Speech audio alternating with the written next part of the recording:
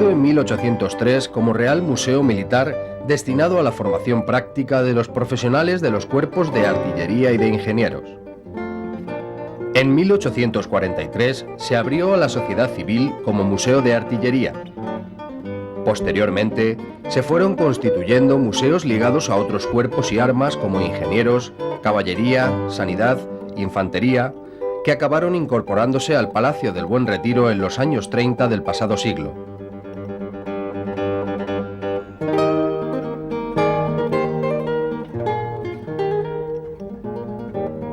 La modernización del Museo del Ejército llevada a cabo en los últimos años se plasma con la celebración del Bicentenario, para culminar con su traslado en un futuro próximo al Alcázar de Toledo.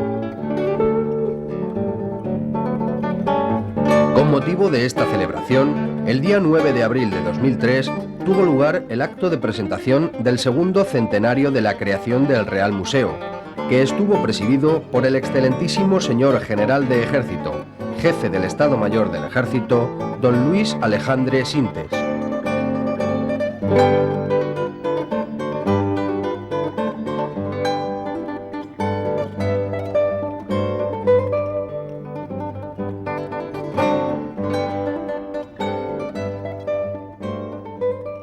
El excelentísimo señor General de División, don Juan María de Peña Aranda y Algar, director del Instituto de Historia y Cultura Militar, hizo una presentación de la historia del museo. El Instituto de Historia y Cultura Militar, por tu primera visita oficial como jefe al Museo del Ejército y por presidirnos, dándole el realce que necesita esta conmemoración. Han transcurrido 200 años desde la creación del Real Museo Militar, en los que han ocurrido una cantidad de avatares verdaderamente increíbles, de creaciones de los museos de las armas, de los museos de los cuerpos, de fusiones, de traslados, de un palacio a otro palacio, de un palacio a un edificio público, a un hospital, a una sede religiosa, a un convento, etc. Unos años verdaderamente difíciles, sobre todo, digamos, del primer siglo de este bicentenario, pero afortunadamente siempre con una idea, con una filosofía de recoger, de recuperar, de conservar, incluso de hacernos llegar hasta hoy mismo este patrimonio tan rico que tiene el Museo del Ejército. Yo creo que tenemos que dar las gracias, enormes gracias, ¿no?, a todos los que nos han precedido, militares y civiles, en estos trabajos, como digo, en todos los museos que hoy día se concentran en el Museo del Ejército. Tenemos la suerte de contar en ese momento en esta sala con un grupo importante de los que han sido directores en los últimos decenios, y realmente esa labor que se ha ido haciendo, podríamos decir, paso a paso, haciendo camino, pues para nosotros ellos son de alguna manera los representantes de todos los que les han precedido en el siglo XIX y en la primera parte del siglo XX, y además con la misma filosofía. Es curioso comprobar hoy cómo ideas que se han venido impulsando desde hace decenios son las mismas que en ese momento estamos tratando de impulsar a los que nos corresponde en ese momento esta obligación o esta responsabilidad. Es curioso cuando ahora vemos documentos del siglo pasado, ver qué dificultades tan insuperables. Hoy nos parecería verdaderamente increíble ver cómo se trasladaba en los fondos, el patrimonio, desde el Palacio de Buenavista a este mismo palacio, desde los fondos de ingenieros al Palacio de San Juan, hoy sería el Palacio de Comunicaciones, etcétera, todos igual. Bueno, pues todos han vivido, digamos, con ese mismo impulso y con una finalidad muy concreta, de crear un gran museo, de tener un gran museo, que yo me atrevería a decir que algo así como relicario de nuestras propias virtudes militares, de nuestras virtudes crestenses, de nuestra propia historia militar. Yo creo que esa es la idea que se ha mantenido a lo largo de todo este tiempo del Bicentenario. En el fondo, lo que hemos perseguido ha sido reunir los fondos con los que poder explicar la historia militar de 200 años y al mismo tiempo, si fuera posible, comunicarlo a la mayor cantidad de gente, de jóvenes, de viejos, y yo me atrevería incluso a decir, pues con la posibilidad de que esto fuera germen de futuras vocaciones militares, Dios lo quiera. Tenemos también en la sala unas personalidades, gente que nos ha estado ayudando a lo largo de la última etapa en el proyecto de traslado del que luego hablaremos muy sucintamente, que en realidad es un nuevo proyecto en el Alcázar del Toledo. Tenemos que decir que nos han ayudado y que nos siguen ayudando, y contamos mandos militares, autoridades del Ministerio de Defensa, autoridades del Ministerio de Cultura, especialistas, académicos, es decir, gente que realmente es lo más florido y para nosotros lo más indispensable. Bueno, pues a todos ellos el agradecimiento nuestro total. Tenemos la suerte de que coincida el final del bicentenario con el comienzo de una etapa nueva, con el comienzo de un proyecto con el que empezamos justamente el tercer centenario. Tenemos la fortuna de ver un horizonte largo, un horizonte despejado, nada parecido a como vieron los horizontes a lo largo de los últimos 200 años, con una docena de cambios de museos de un sitio para otro. De modo que con esta satisfacción, con esta alegría, lo que vamos a hacer va a ser, si lo parece bien, general, que el general Rivas, como director del Museo del Ejército, el excelentísimo señor general de brigada, don José Antonio Rivas Octavio, director del Museo del Ejército, hizo una exposición de lo que iba a ser la celebración del bicentenario de la creación del museo. Tras las palabras de saludo y bienvenida del director del Instituto de Historia y Cultura Militar, el general Peñaranda, me complace, como director del Museo del Ejército, presentar e informar a ustedes acerca del bicentenario y de los actos que para su conmemoración pretendemos desarrollar a lo largo del presente año. El motivo que hoy nos reúne en este emblemático Salón de Laureados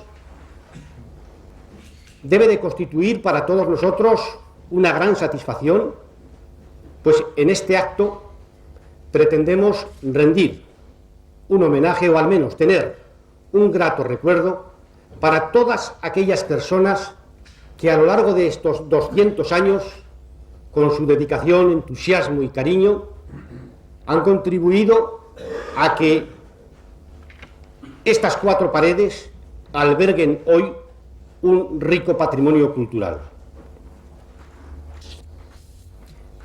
La transición que ha sufrido el Museo del Ejército a lo largo de estos 200 años no ha sido fácil. Si buscamos en sus orígenes, nos remontamos a la mitad del siglo XVIII, cuando el rey Fernando VI ordenó que todas las maquetas, prototipos, trabajos que se realizasen en los arsenales de Barcelona, La Coruña, Valladolid y Sevilla se enviasen y se depositasen en el Arsenal Central de Madrid. Posteriormente, durante el reinado de Carlos III, se desarrollan las artes y las ciencias, desarrollo del que no podía estar exenta la institución militar, siendo en aquel momento artilleros e ingenieros militares pioneros en la formación científico-militar, los auténticos representantes del militar ilustrado al servicio de la corona. Pero hay que esperar hasta el año 1803, en que, debido al fervor artillero que en aquella época profesaba don Manuel Godoy, presentó a su rey Carlos IV un real decreto en el cual le invitaba a crear un museo militar que apareció con el nombre de Real Museo Militar. Para su ubicación se buscó un lugar adecuado, era la Casa Palacio del Duque de Monteleón, parque de artillería en aquel momento, situado en el centro de Madrid, concretamente en la actual Plaza del 2 de Mayo. Inició su vida con 94 piezas de artillería, algunas maquetas de fortificación de ingenieros que habían sido adquiridas en aquellas fechas a la viuda del general francés Montalembert, con algunas donaciones de la nobleza de objetos históricos y de valor, y las piezas que se encontraban en el Arsenal Central. Abrió sus puertas al público en el año 1805, dirigidos por el entonces capitán de artillería Joaquín Navarro Sangrán y el teniente coronel de ingenieros don Juan de Ordovás, los cuales compartían la dirección. Desgraciadamente, los actos bélicos con motivo de la invasión de los franceses provocó una parcial destrucción del palacio, de tal forma que unos años más tarde, cuando Fernando VII regresa, vuelve de nuevo a visitar el museo que ya lo había conocía para, con su presencia, impulsar la rehabilitación de aquel edificio, pero observó el estado ruinoso en que se encontraba y entonces ordenó que se trasladase al Palacio de Buenavista, Plaza de Cibeles, actual sede del cuartel general del Ejército.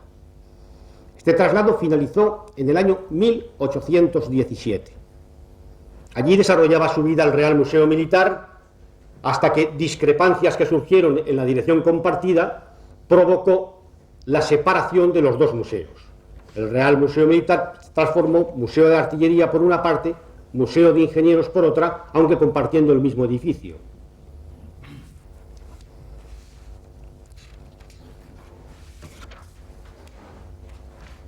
Llegado el año 1841, el general Espartero, entonces regente durante la minoría de edad de la reina Isabel II, decidió que el Palacio de Buenavista debía de ser su residencia oficial y entonces ordenó que el Museo de Artillería saliese del palacio y se trasladase a las proximidades, concretamente al Palacio del Buen Retiro, que es donde hoy nos encontramos, permitiendo no obstante que el Museo de Ingenieros permaneciera en el palacio, el cual, tras unos meses de exposición, rápidamente bajó a guardarse en los sótanos de palacio, tuvo una ligera exposición en la segunda planta, de allí pasó al Palacio de San Juan, donde hoy se encuentra el Palacio de Comunicaciones, cerca de aquí, y terminó terriblemente mutilado sus días en el año 1905 en la calle Mártires de Alcalá, en el almacén de ingenieros de aquella época. Mientras tanto, en el 1843, el Museo de Artillería, ya instalado en esta casa, con su primer director, que fue el coronel don León Gil de Palacio, inició, como de costumbre, los trabajos de restauración, fundamentalmente del Salón de Reinos, e inició pues la organización del museo, su exposición, mejorar sus colecciones, y fue el que en el año 1849 consiguió imprimir el primer catálogo del Museo de Artillería. Luego, pasados unos años, concretamente en 1871, fue cuando la Hacienda Pública concedió al Ministerio de la Guerra la propiedad de este edificio, y es entonces cuando se consiguió desalojar inquilinos que todavía vivían aquí, quedando ya a partir de esa fecha de uso exclusivo del Museo de Artillería. Al final del siglo, 1896, se consiguió realizar otro catálogo actualizado y crítico, y podemos decir que es a caballo del cambio de siglo cuando se produce el boom de la aparición de otros museos militares. 1899, el Museo de la Caballería. Nació en un convento del Cuartel del Rosario, antiguo convento dominico, en San Bernardo, en Flor Baja. De allí, pasados unos años, fue al Palacio del Conde Duque. Del Conde Duque volvió otra vez al Rosario. Del Rosario pasó por las Comendadoras. De las Comendadoras volvió a Conde Duque. Y de Conde Duque, en el año 1930, lo mandaron definitivamente a la Academia del Arma en Valladolid. 1900 surgió también en el Seminario de Nobles sus primeros días, pasando a continuación al Hospital Militar de Carabanchel. En aquellas fechas también en Ávila, el Cuerpo de Intendencia crea su propio museo y allí permanece hasta el año 31, 1931, en que, debiendo ir la Academia del Cuerpo a Toledo, pues vino al Almacén Central de Intendencia aquí a Madrid. Y por último, el Museo de la Academia de Infantería aparece en 1908, en la propia academia, que entonces se encontraba instalada en el Alcázar de Toledo. Yo del Museo de Infantería quiero hacer dos aspectos, resaltar. Primero de ellos, la figura de su primer director. Para la dirección nombraron a un comandante profesor de la Academia, don Hilario González, que todo el mundo conocía en el arma entonces por don Hilario, del cual he podido leer recientemente manuscritos, y a través de ellos he llegado a ver la personalidad de aquel hombre cortés, caballeroso,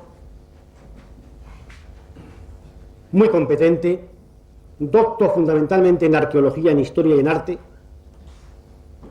el cual, debido a su entusiasmo, podemos considerar que es el alma del Museo de Infantería. Y él también participó en el segundo aspecto que quiero destacar, y es en la donación que por aquellas fechas se hizo al Museo de Infantería de otro museo, el Museo Romero Ortiz. Museo Romero Ortiz, que había nacido en Madrid y que se encontraba en aquellas fechas en La Coruña, habiendo ya muerto Romero Ortiz, su creador, sus descendientes decidieron donarlo a la Academia de Infantería, y don Hilario participó activamente en aquella donación, según se deduce de todos los escritos que tenemos archivados. Este Museo Romero Ortiz era un magnífico museo. No era un museo estrictamente militar, porque él tenía uniformes, reliquias, porcelanas, fotografía histórica, piezas de tauromaquia, etc. Y digo esto porque, desgraciadamente, de aquellos 4.500 fondos que más o menos constituían aquel museo, en el asedio se perdieron 3.000. Los 1.500 que actualmente todavía tenemos del original Museo Romero Ortiz se salvaron porque antes del asedio se trajeron aquí a Madrid, donde estuvieron depositados, en contra de la cláusula de cesión del museo que obliga a mantener el Museo Romero Ortiz siempre en el Alcázar de Toledo.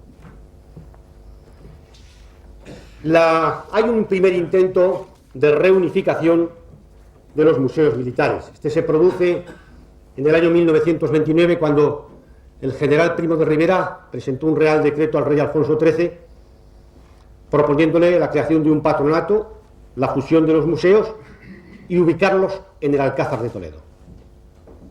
Caída la dictadura al año siguiente, el general Berenguer dejó sin efecto aquel real decreto. ¿Cuándo ya se verifica la reunificación? Concretamente en diciembre del año 1932.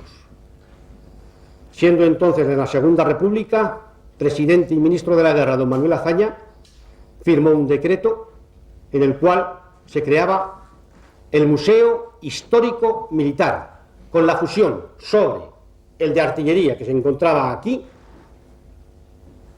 trayendo los restantes de las armas, caballería, ingenieros, sanidad, farmacia e intendencia. Farmacia. Bien, terminada la guerra civil, el primer director fue el general Bermúdez de Castro, y en el año 1940 de nuevo cambia la denominación el museo y pasa a llamarse Museo del Ejército, nombre que actualmente todavía conserva. Al general Bermúdez de Castro, que permaneció en la dirección del museo durante muchos años, le debemos el catálogo impresionante que hizo, que es el mejor que tenemos del Museo del Ejército durante los años 52 al 58. Y tras esta rápida visión de las vicisitudes que ya anunciaba el general Peñaranda en sus palabras, yo solamente quiero hacer un recuerdo especial a los 53 directores que me han precedido, porque gracias a su entusiasmo, a su entrega, a su dedicación, podemos hoy disfrutar y podemos sentirnos orgullosos de que poseemos uno de los mejores museos militares del mundo. Gracias a su celo también podemos hoy, en este año del 2003, celebrar el bicentenario. Para la celebración, el museo tiene previsto desarrollar a lo largo del año una serie de actividades de tipo cultural con el objeto de continuar, como siempre, presentes en nuestra sociedad.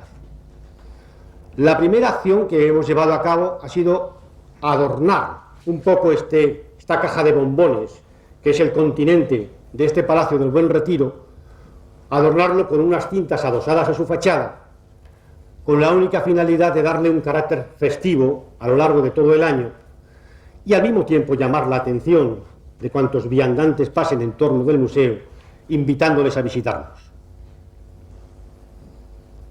Coincidiendo con la fecha de firma del Real Decreto de Constitución del Real Museo Militar, concretamente el pasado 29 de marzo, celebramos nosotros una jornada de puertas abiertas.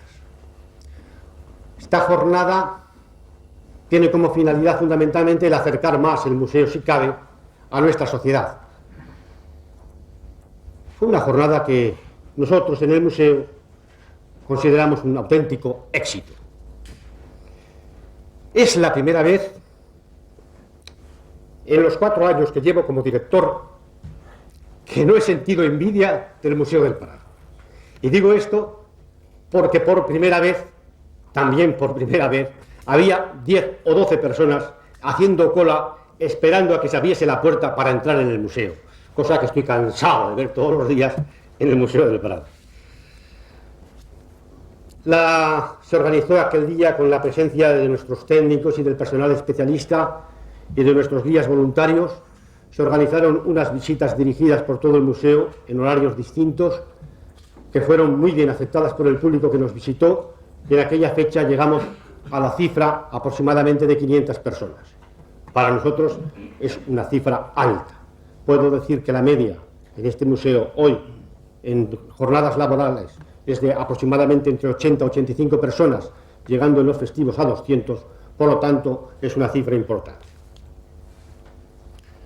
Otra actividad que pretendemos realizar es la pieza del mes, con objeto de difundir, si cabe más, nuestro rico patrimonio cultural a los que nos visitan, y también para dar la idea de que esto es un museo vivo, en una constante evolución,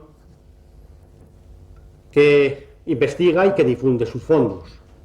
Las piezas del mes las vamos a celebrar desde el mes de marzo, que ya lo hemos iniciado, hasta diciembre, mostrando durante 2 domingos sucesivos, a un horario fijo, a aquellos personas que nos visita, explicándoles concretamente una pieza, un fondo de los más destacados o señalados que tenemos en el museo.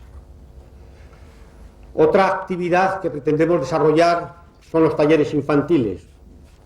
Como es lógico, lo que tratamos es de implicar a los más jóvenes en la vida del museo, con 2 facetas fundamentales: cumplir con el aspecto formativo y el lúdico, es decir, intentar que se aprenda con divertimento. Y para ello, que es dar otra imagen nueva del museo, de forma tal que el aprendizaje se realice a través del juego y de la diversión. Ayer en televisión vimos, por ejemplo, un taller infantil en el Museo del Prado con motivo de la exposición de Vermeer. Es algo similar. Pretendemos hacer 4 talleres a lo largo del año. Ya tenemos experiencia anterior, siempre ha sido un éxito y esperamos que continúe. Ya en el otoño pretendemos realizar un ciclo de conferencias con el lema general Cultura, Sociedad y Ejército, que serán las 3 conferencias impartidas por prestigiosos e ilustres historiadores, los cuales analizarán fundamentalmente la relación sociedad-ejército a través de la cultura, pero en 3 momentos históricos señalados. Son la expansión del imperio en el siglo XVI, la constitución de un ejército profesionalizado a lo largo del siglo XVIII y, por último, la renovación de las Fuerzas Armadas, su futuro próximo, y la relación o el papel que deben de jugar los museos militares en la sociedad actual. También en el otoño tenemos previsto realizar 2 pequeñas exposiciones, siempre dentro de una línea de una absoluta austeridad. La primera será una exposición documental con la cual intentaremos plasmar la historia del museo desde su creación. Se estructurará en 3 grandes apartados que ilustrarán, pues, mediante testimonios gráficos y documentales y algunas piezas significativas, pues, las etapas más interesantes de nuestra historia.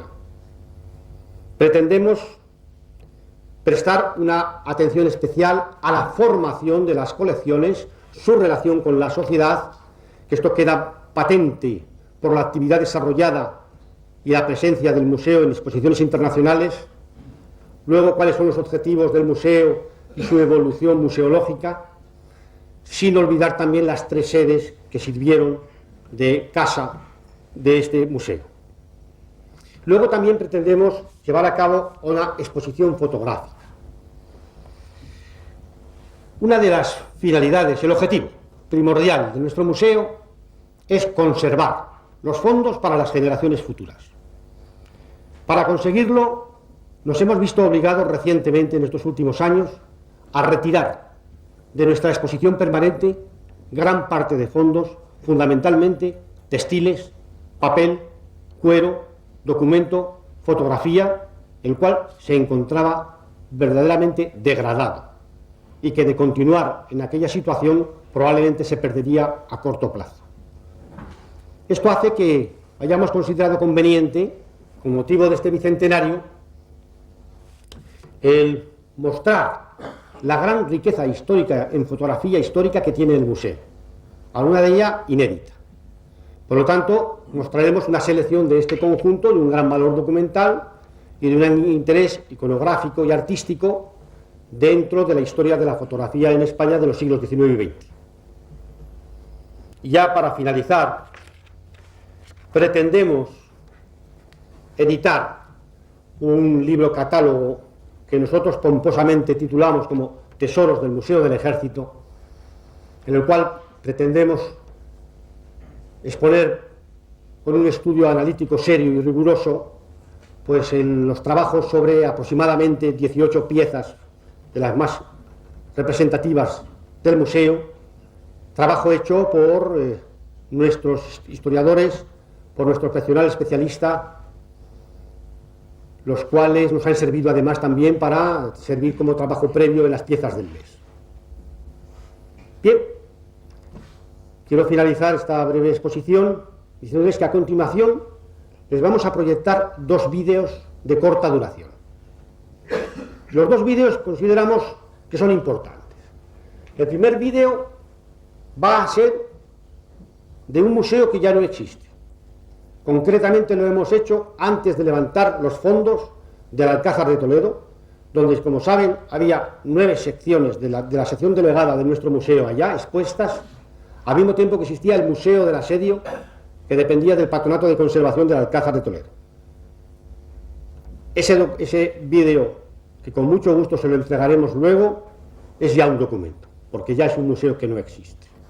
Y el segundo, hemos hecho para ustedes una proyección virtual de lo que creemos que puede ser el Museo del Ejército en el próximo futuro Alcázar de Toledo. Quiero recordarles que al finalizar el acto aquí, mi general, servirá una copa de vino español en la sala de artillería, y también quiero recordarles que antes de partir no olviden recoger a la salida un recuerdo del museo que contendrá este vídeo que les acabo de mencionar y el vídeo del museo actual, de este que estamos, hecho también recientemente, el cual dentro de pocos años también será un buen documento porque dejará de existir aquí. También, con este motivo del bicentenario, a instancias del director del instituto y con su impulso, hemos hecho un pequeño fascículo que también les entregaremos a la salida, con el cual no es más que la recopilación de 7 artículos de las personas que más íntimamente estamos ligados en los últimos años a este proyecto del museo, y de su lectura van a poder obtener información o conocimiento de lo que fue el Museo del Ejército, de lo que es, de lo que hemos hecho en estos últimos años y también del proyecto futuro. Y con esto termino mi exposición. De todas formas, muchas gracias. En general, si queréis pasar.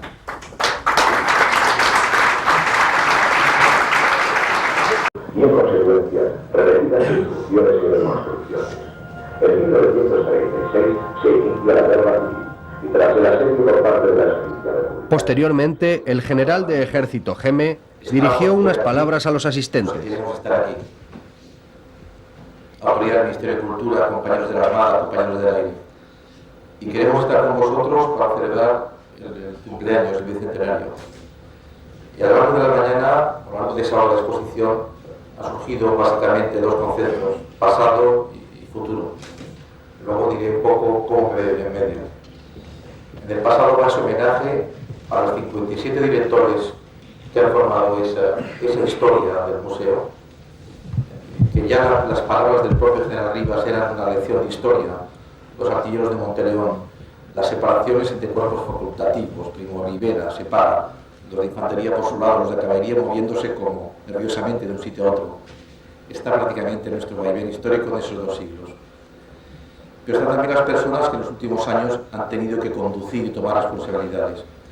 Y están presentes quien está con nosotros para dar testimonio de las decisiones tomadas. Sean mis primeras palabras de homenaje a todos los presentes y lógicamente ausentes que con su esfuerzo, con su visión, fueron capaces de transmitirnos este legado que hoy disfrutamos. Pero hablamos de futuro. Hablamos de futuro a partir de una decisión de la que yo como militar tengo pocas sombras de duda y que respeto, por supuesto, opiniones. Y hablo claro porque creo que tenemos que hablar entre amigos claramente. Hay decisiones tomadas y la mera presencia de los que estemos aquí, representantes de defensa, de cultura, los propios generales de mi cuartel general, mando personal, mando de logística, segundo jefe de Estado Mayor, entrañan un compromiso de continuar la decisión tomada. Es la gran dificultad en la que, si yo quiero hablar de presente, se encuentra un jefe de Estado Mayor recién llegado que se encuentra casi representado en esas decisiones. Era director de la Academia de Infantería, el director de la Academia de Infantería, el presidente del Patronato en aquel entonces, como jefe de gabinete vivo las decisiones tomadas en aquel momento con el ministro Serra, y he seguido y me encuentro casi sin esperarlo, me encuentro en ese punto de encuentro entre el pasado y el futuro. Yo pediría, hablando de futuro, sintetizando que hace falta el esfuerzo de todos para que ese ambicioso proyecto llegue a buen puerto. Repito, el impulso de todos, favorables o no favorables. Y diré por qué es necesario. Es necesario porque en estos momentos, y creo que sobre todos nosotros está clara la idea de querer a España por encima de todo, está la conciencia y la preocupación de ayudar a vertebrar el concepto de España, el concepto de Estado. Este museo, más luego los museos que de él salgan o se potencien o se incluyan, tienen que constituir indiscutiblemente esos puntos de soldadura que necesita la sociedad entre ella y su trozo importante que son sus Fuerzas Armadas. Si no somos capaces de transmitir a generaciones, pero no solamente en Toledo, en La Coruña, en Madrid, en Menorca, en Cáceres, si no somos capaces de transmitir los valores de nuestros legados, difícilmente podemos estar orgullosos y ser consecuentes con el legado que nos dejaron estas personas antes que nosotros. En ese punto de encuentro estamos. En este punto de encuentro asumo mis responsabilidades, consciente de que debo canalizar ese respeto al pasado. Y fíjese que lo digo en un local que impresiona, que impone. Consciente, repito, del legado que nos entrega el pasado, pero consciente que debo canalizar e impulsar claramente los proyectos del futuro. El perderme en atajos no se vería muchas veces de nada, sino mi compromiso es claro en estos momentos. Yo quisiera felicitarles a los que están, incluso a los que silenciosamente han ayudado en muchos proyectos. Quisiera felicitar incluso a los que no estén de acuerdo exactamente con lo que podamos decir. Conste mi respeto para todos, pero pido, y creo que en eso estamos todos de acuerdo, pido el impulso y el canalizar todas las energías a ese proyecto ambicioso que, repito, tiene que además diversificarse en beneficio de más museos que hay a lo largo y ancho de toda España. Como el general Peñaranda, Juan, no te hemos aplaudido, yo pediría que como símbolo del reconocimiento y el afecto que tenemos a vuestro esfuerzo, arriba le hemos aplaudido, pero a todos los que han podido trabajar aquí dentro, cultura, defensa, a los que estáis en el fondo, que prácticamente no se reconocen vuestros méritos, yo les pediría a todos que para celebrar el cumpleaños les diésemos a todos un fuerte aplauso. Gracias.